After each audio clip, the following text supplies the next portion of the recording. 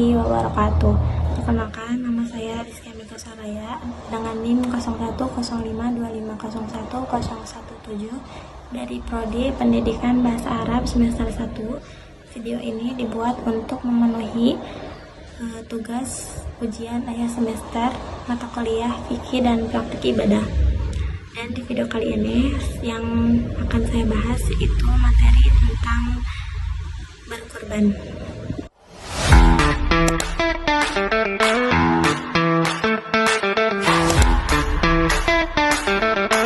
Yang pertama, pengertian korban. Secara etimologis, kata korban berasal dari bahasa Arab yaitu qoriba yaqrubu korbanan, yang berarti mendekatkan diri.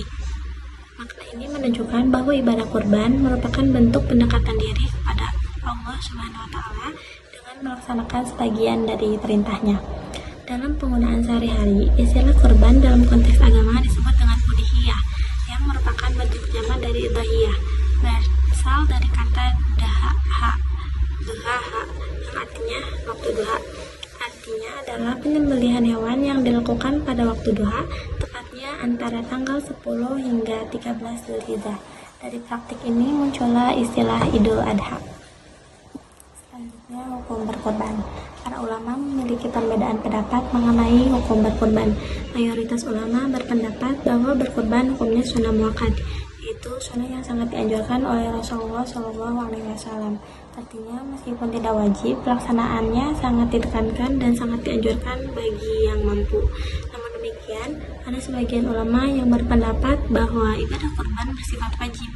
Pendapat ini didasarkan pada firman Allah Subhanahu wa Ta'ala dalam surat Al-Kautsar ayat 2, yang artinya, maka laksanakanlah sholat karena Tuhanmu dan berkorbanlah sebagai ibadah dan mendekatkan diri kepada Allah Subhanahu wa Ta'ala. Quran surat Al-Kautsar ayat 2. Sementara itu, pendapat yang menyatakan bahwa berkorban merupakan sunnah muakkad diperkuat oleh hadis yang artinya, barang siapa yang mempunyai kemampuan tetapi ia tidak berkorban, maka janganlah ia mendekati tempat sholat kami. Hadis riwayat Ahmad dan Ibnu Majah. Dari ayat dan hadis tersebut dapat disimpulkan bahwa kurban merupakan ibadah yang sangat dianjurkan bagi umat Islam yang memiliki kemampuan. Namun, bagi yang belum mampu, tidak melaksanakan kurban tidaklah berdosa. Lalu, hikmah berkorban. Ibadah kurban disyariatkan oleh Allah Subhanahu wa Ta'ala untuk mengenang peristiwa bersejarah dalam kehidupan Nabi Ibrahim alaihissalam, sekaligus sebagai bentuk kemudahan dan kegembiraan pada hari raya Idul Adha. Rasulullah SAW bersabda, yang artinya hari-hari itu tidak lain adalah hari-hari untuk makan, minum, dan berzikir kepada Allah Azza wa Jalla. Hadis riwayat Ahmad.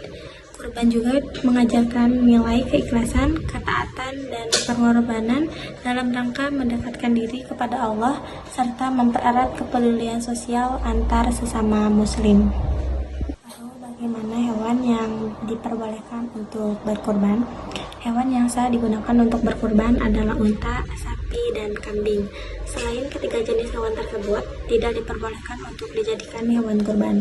Allah Subhanahu wa Ta'ala berfirman, yang artinya, agar mereka menyebut nama Allah atas binatang ternak yang telah dianugerahkan Allah kepada mereka. Quran surat Al-Hajj ayat 34. Lalu ada ketentuan usia hewan kurban yang dianggap sah menurut syariat. Yang pertama ada domba minimal berumur 6 bulan. Lalu ada kambing minimal umurnya 1 tahun. Lalu sapi minimal umurnya 2 tahun dan unta minimal umurnya 5 tahun. Hadis-hadis yang mendukung ketentuan itu diantara lain dari Abu Hurairah radhiyallahu anhu, Rasulullah SAW bersabda, yang artinya, binatang kurban yang paling baik adalah kambing yang jazza atau berumur 1 tahun. Hadis riwayat Ahmad dan Tirmizi. Lalu dari Uqbah bin Amir radhiyallahu anhu, ia berkata, yang artinya, wahai Rasulullah, aku memiliki kambing jazza. Rasulullah SAW bersabda, berkorbanlah dengannya. Hadis riwayat Bukhari dan Muslim. Lalu yang terakhir dari Jabir radhiyallahu an, Rasulullah SAW bersabda, janganlah kalian menyembelih hewan kurban kecuali yang berumur 1 tahun ke atas. Jika itu menyulitkan kalian, maka sembelihlah domba zazza. Hadis riwayat Muslim. Mungkin cukup sekian materi yang bisa saya sampaikan. Mohon maaf apabila masih ada kesalahan dan kekurangannya. Assalamualaikum warahmatullahi wabarakatuh.